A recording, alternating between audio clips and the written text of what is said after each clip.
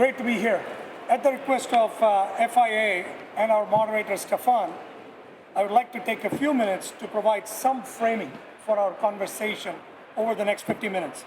This is an exciting topic, and with this esteemed group of panelists, I wish we can spend the whole day talking about this topic. Hence, since we have only 50 minutes, I'm going to maximize the duration of our discussion, and I'll keep my presentation short. Let me go to the content here. So the topic is commercial aerospace business case for 2050. I'll quickly breeze through a few charts here just for context purposes. So it's no surprise, I'm just restating the aggressive long-term aspirational goal for, that was set by the industry and ICAO. And you can see on the right side, do nothing, it's about 2,000 million tons of CO2. And the point I want to emphasize on the right side is the expectation from the industry is 85% of the reduction is expected to come from SAF and aircraft-related technology improvements. And then if you look at a lot of the scenarios that have been mentioned over time to achieve this aspiration, right? The types of advancements that are required are highlighted on the right side. And you can see the bookend of scenarios, on the left side. The IS-0 is essentially the baseline case if you don't do anything. And then the IS-1, IS-2 are the different scenarios that you see. And even the most aggressive scenario doesn't get you to net zero. And on the right side, you can see all the different combinations of SAF and aircraft technology, as well as operational efficiency improvements that are required from the air traffic, space and the stakeholders to make it happen. The thing I would like to, this jumps out to me is even the least aggressive scenario involves significant increase in SAF use, as well as aircraft improvements, which will require, a clean sheet development program, aircraft propulsion, and so on. So now from a product and an aircraft improvement standpoint, let's look at this over the past 60 years. From the time, the Comet 4 was introduced with the A1 turbojet engine to all the way going down to now, right? The industry has done an amazing job of reducing fuel burn, almost 80% from 60 years ago. Specifically, we've seen clean sheet or new programs that have improved fuel efficiency almost 15%, right? Every generation. So if you look at it, the previous generation propulsion and aircraft versus, the next generation, typically we see anywhere between 15 to 20%. 15% is kind of what we've been seeing over time. Now, going forward, two things I would like to emphasize, right? One is, as Graham could attest, we're pushing the limits, efficiency frontier of the Brayton cycle. And so getting the same efficiency of 15% is going to be challenging going forward with the conventional architecture, number one. Second point is, even if you do get there, it is still insufficient, as we talked on the previous page, to achieve net zero aspirations. So that means that something else, newer technology, newer architecture has to come in as well to make net zero aspirations viable.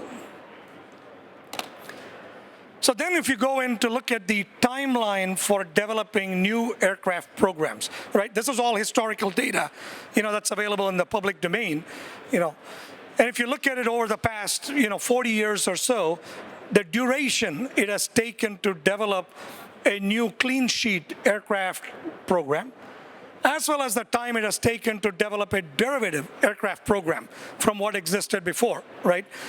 And on the left side, you can see the different aircraft platforms, and also a lot of these platforms have run into different challenges: cost overruns, certification delays, some recertification issues, quality issues during early stages, and all those challenges. But on average, if you look at it, it has taken about 8 to 10 years to develop a new clean sheet aircraft program. And derivative programs, it's about 6 years or so. So now, why do I mention that?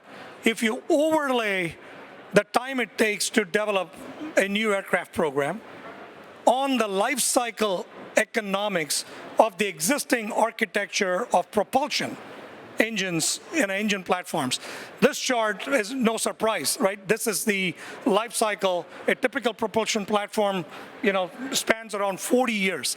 And you can see that there is a major development investment that happens. Typically, it takes about 8 to 10 years that we saw on the previous page, And then after that, you've got the production, an initial stage production ramps up. Typically it takes about 10 to 15 years for the production to ramp up. And then if you look at the aftermarket component, it takes about 10 to 15 years from the time of entry into service when the aftermarket to start peaking. So now you're looking at 8 to 10 years for development, 10 to 15 years for aftermarket to start peaking, and then you're hitting right the peak aftermarket. And if you look at the timeline for new product development, so right now we don't know when a next-gen clean sheet platform is going to be introduced. Assume that it's going to be in the 2 years, 3 years from now, likely a conventional program, just for example. Now you're talking about 2026, 27 timeframe, and then 10 years from that on time point. So now you're talking about 2037 timeframe for the development and entry into service, and 10, 15 years from that time point, it's going to be 2050-ish. And you're right smack dab, at this, net zero aspiration that we talked about. That's when the peak aftermarket happens. So what does this all mean, right? Putting this all together to frame our conversation over the next 50 minutes. So there is a trade space here as we see it. And these are a few elements on the trade space. One is, obviously there is the impact on climate resiliency. And I didn't mention this earlier, and Graham was talking about this even a few minutes earlier. The fleet is going to double over the next 20 years. And the fleet distribution and the mix is also going to change considerably. So we're going to see more of the fleet operating in adverse environment, hot environment, dusty environment, which is going to impact, the cost of operation, the time on wing, and the maintenance and aftermarket aspect. That's number one. The second thing is the role of SAF. Obviously, it's about the penetration of SAF today is very low. And something has got to happen for SAF to increase penetration, right? That could include, the production as well as governmental support, not to mention probably some government effort to increase it may come to a stage where the existing fuel price cost or price might increase to bring parity to SAF to encourage adoption.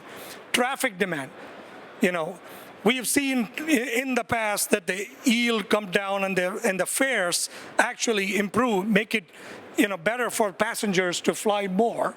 It is possible that demand actions could happen, essentially reducing the traffic growth rate. Number 4 is technology improvement. Step change technology is required, perhaps some combination of current technology architecture versus new technology like hydrogen or otherwise. 5th one or 6th one is going to be the business model changes. This is the one we talked about on the previous page. It is likely that the next-gen architecture could influence or require business model changes from the system standpoint, from propulsion, from the airframe side, even the supporting aircraft systems, for the next-gen architecture. And the last thing is the operational and technical efficiencies. A lot of aspirational stuff has been talked about in terms of formation flights to reduce the fuel consumption and all of that. So that requires next-gen ATS to enable all of this. So the point of all of this is not a all-encompassing elements in the trade space. These are some elements. Each one of these has implications for the industry, for the government, as well as stakeholders.